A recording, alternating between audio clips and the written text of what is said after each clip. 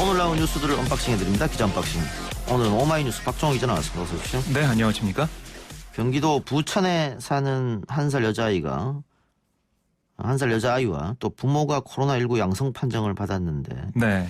이게 그 신부가 동선을 속인 인천 화건 강사 확진자에서부터 시작된 거라고요? 네, 그렇습니다. 그렇게 추정이 되는데요.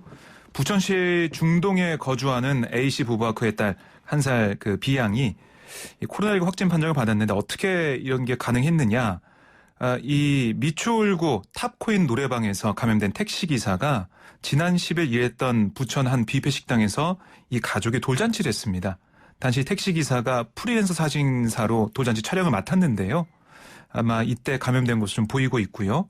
그래서 4차 감염까지 가고 있다라고 볼 수가 있습니다. 그러니까 인천 학원 강사 제자 등이 방문했던 코인 노래방에 이 택시기사가 갔다가 확진이 됐고 또 이 확진 판정을 받기 전에 계속 일을 하면서 또 이 프리랜서 사진 기사로 활동하면서 뷔페 식당에서 돌잔치 사진 찍었다가 이렇게 감염된 걸로 보인다는 거고요. 지금 이 택시기사가 참석한 이 뷔페 식당 이 행사가 2개 더 있습니다. 9일과 17일 돌잔치가 있는데요. 여기 참석했던 가족은 모두 음성인데 하객들이 어떻게 될지 좀 봐야 될 것으로 보이는데요. 인천 강사의 이 거짓말 이게 계속해서 나비 효과처럼 확진자들을 계속 만들어내고 있습니다. 예. 이게 처음에 이 인천 학원 강사가 자신의 신분과 동선을 제대로 밝혔으면 네. 이렇게 번지는 걸 막을 수 있었을 텐데. 그렇습니다. 그러니까 6일에 그 이태원 클럽발 확진자가 처음 나왔다라고 예. 얘기가 보도가 되지 않습니까? 예. 근데 그날 저녁에 이 인천 강사가 보스방에 가서 강의를 했어요. 거기서 학생들이 감염됐거든요. 예. 그 감염된 학생들이 또 노래방에 가고 이러면서 계속 퍼진 겁니다. 예. 네. 그 왜 거짓말 했답니까? 아직 이게 알려지지 않고 있는데요.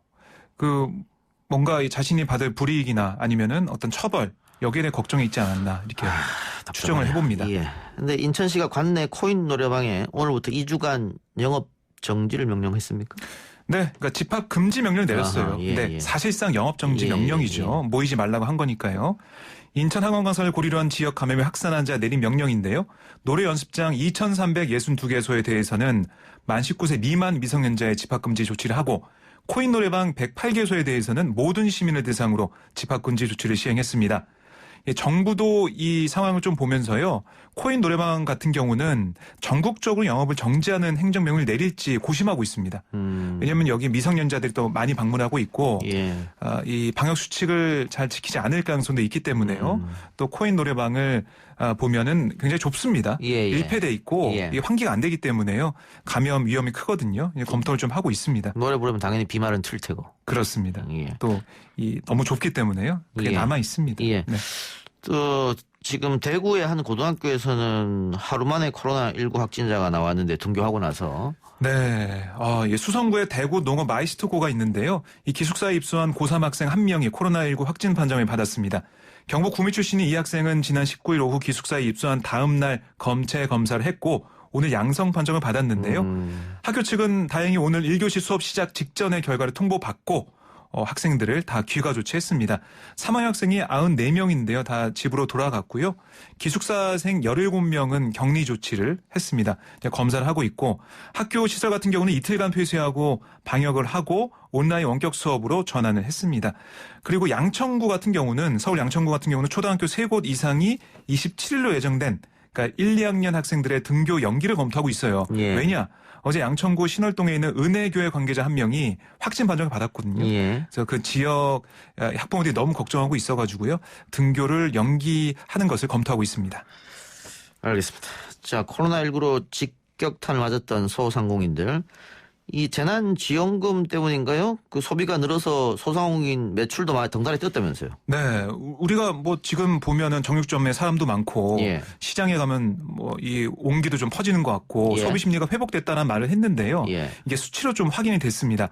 전국 소상공인 카드결제 정보 등을 관리하는 한국신용데이터에 따르면 재난지원금 지급이 시작된 13일이 포함된 5월 둘째 주, 그러니까 11일부터 17일 전국 소상공인 사업장 평균 매출은 지난해 5월 둘째 주 같은 기간의 매출 수준을 100으로 볼 때 역시 100을 기록했어요.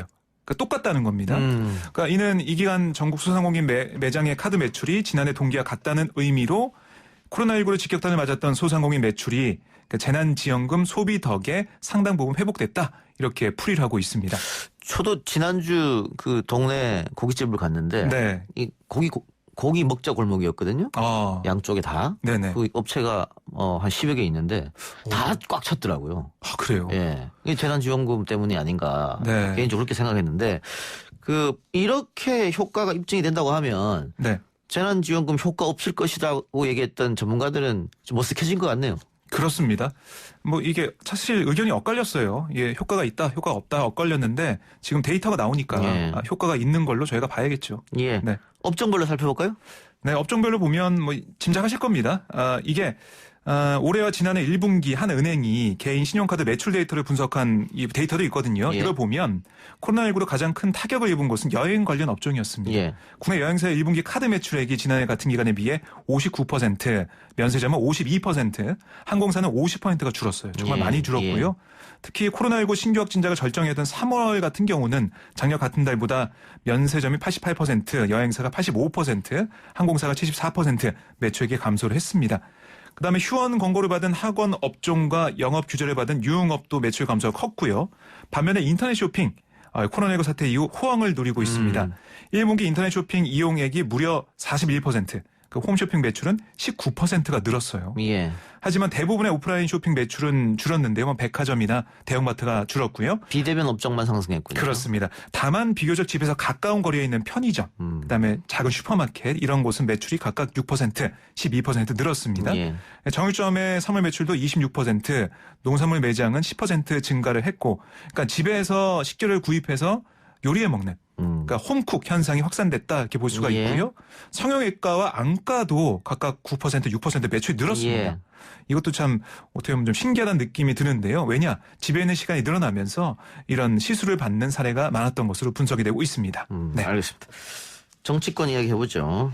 정의기억연대 사무실을 밤샘 압수수색했던 검찰이 오늘은 정 의원이 운영 중인 쉼터에 대해서도 압수수색을 하고 있네요. 네, 서울 서부지검은 서울 마포구 평화의 우리 집에 대한 압수수색을 진행하고 있는데요. 어제 시작해 오늘 새벽에 끝난 서울 마포구 정 의원 사무실과 정 의원의 전신인 정대협 사무실의 주소지인 전쟁과 여성인권박물관 두 곳에 대한 압수수색을 벌이는 데 이어서 두 번째 압수수색입니다. 왜 이렇게 연이어서 압수수색하냐? 이걸 검찰에 물어봤더니 검찰은 예. 마포 쉼터는 전날 압수수색 대상은 아니었지만 일부 관련 자료가 평화의 우리 집에 보관돼 있다는 사실이 확인돼서 추가 영장을 발부받았다라고 얘기를 했습니다. 예.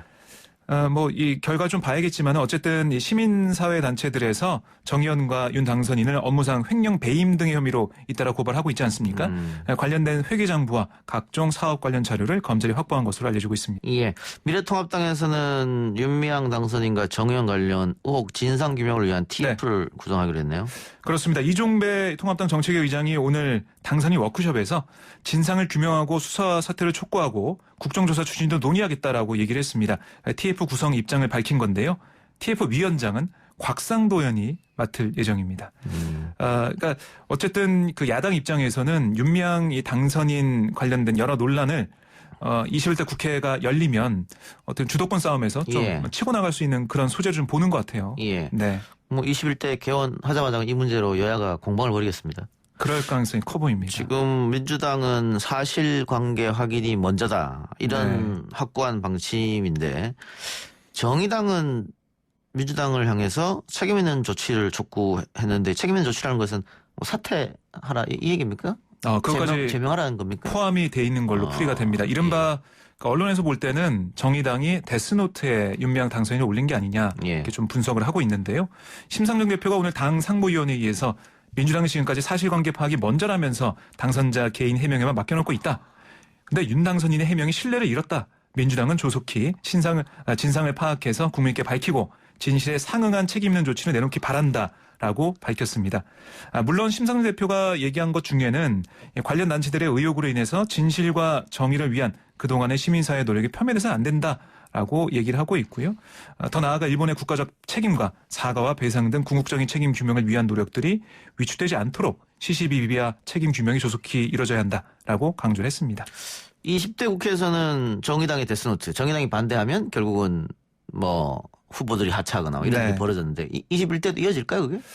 아직은 유동적인 것 같아요. 예. 상황을 좀 봐야 될 것으로 보이고요. 저는 제가 볼 때 분수령이 될 것은 25일로 예정되는 그 이용수 할머니와 윤명 당선인이 함께 기자회견 여는 그 시간이 되지 않을까 싶습니다.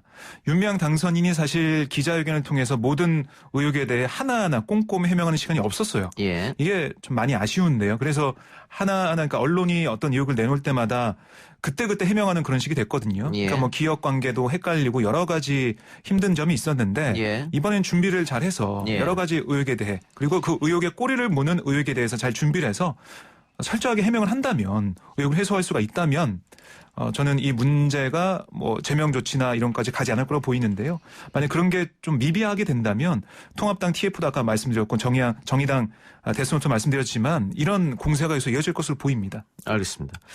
사건 사고 소식 보죠. 전북 전주와 부산에서 실종된 여성 2명을 살해해서 신상이 공개됐습니다. 최신종. 포토라인에 서지 않는다고요? 왜죠?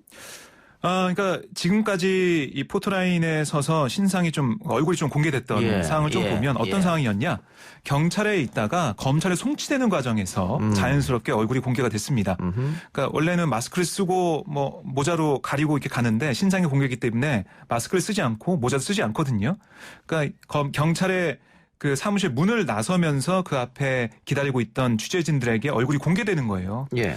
그런 방식으로 됐는데 이 최 씨는 이미 전주에서 실종된 첫 번째 여성을 살해한 혐의로 구속 기소가 돼 있습니다. 그래서 검찰 송치 단계에서 얼굴을 노출한 다른 피해자와 달리 법정에서 모습을 드러낼 그런 상황이 됐습니다. 네. 자, 이 최신종이 범행 이전에 1,000명이 넘는 여성과 랜덤 채팅을 했다는 네. 일부 언론의 보도가 있었는데 맞습니까? 경찰이 사실과 다르다라고 얘기를 하고 있습니다. 전북지방경찰청에 따르면 경찰은 최신종의 이 최근 1년간 통화 내역을 확보해서 범죄 연관성 유무를 확인하고 있는 작업을 벌이고 있는데요. 이 기간에 연락을 주고받은 사람들이 1,148명. 이 중에 1,104명은 신변의 이상이 없고 나머지 44명에 대해서도 안전 유무를 확인하고 있는데요. 그 최신종과 연락을 주고받은 사람들이 다 여성이 아니고 다 랜덤 채팅했던 사람이 아니다는 거예요. 예. 그러니까 여기에는 가족과 친척, 지인도 포함돼 있고, 그러니까 모든 연락했던 사람들이 포함된 그런 수치다라는 게 경찰의 예. 설명입니다. 마지막 하나만 더 하고 마칩시다. 네. 세계 각국이 코로나19에 대응해 자국민들에게 지원금을 주고 있죠. 그렇습니다. 미국도 그렇고 뭐 일본도 그렇고 우리도 그러는데 네. 블룸버그에서 한국이 일본을 이겼다 이런 표현을 썼네요. 네, 기사 제목이 바이러스 구호, 정보기술에 익숙한 한국이 서류 작업 위주의 일본을 이겨라는 기사를 냈습니다. 양국의 차이를 비교했는데요. 한국에서는 재난지원금을 주는 2차 추경 경정 예산이 통과됐고 일본에서도 이런 관련된 예산안이 통과가 됐는데 실제 지급 속도가 차이가 많이 나고 있다. 예. 한국은 전 가구의 80%가 지원금 받았는데 이어 달리 일본은 지방자치단체 72%가 신청서를 우편으로 보내기 시작했다. 실제 주민들 계좌로 돈을 보내기 시작한 곳은 19%에 그쳤다. 이게 기술력의 차이고 행정력의 차이다라고 분석을 했습니다. 알겠습니다. 지금까지 박정 기자였습니다. 네, 고맙습니다.